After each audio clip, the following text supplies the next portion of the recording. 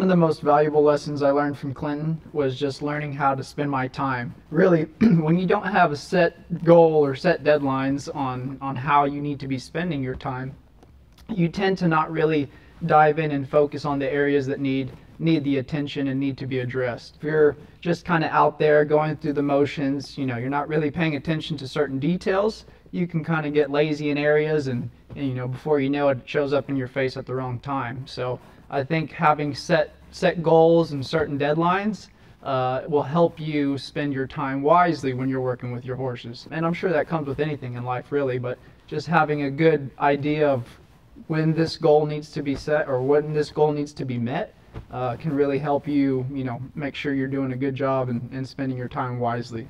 For an example, if I have a horse in for training, I'm going to allow myself 2.5 hours for my fundamentals groundwork and riding. As a general rule, 30 minutes at the most for, you know, getting my horse out, doctoring them, brushing them off, getting them tacked up, getting them ready for my actual training session. Now once I'm actually in my training session, you know, 45 minutes max, 30 to 45 minutes max is probably what I'm going to spend doing my groundwork.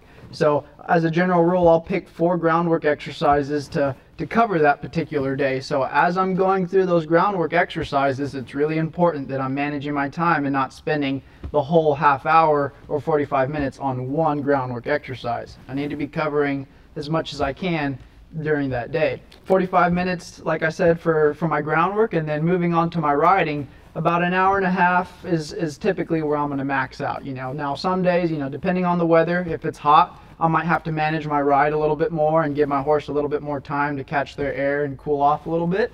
But as a general rule, you know, a good hour and a half of actual riding. And obviously we break up, you know, it's not just intense hour and a half. But, you know, from the time I step on to the time I step off, I want to spend a good hour and a half or so in the saddle. And then be cautious. Okay, I know I have other horses that need the same attention, so I need to be cautious of my time and not spend too much time and just keep building on it from there.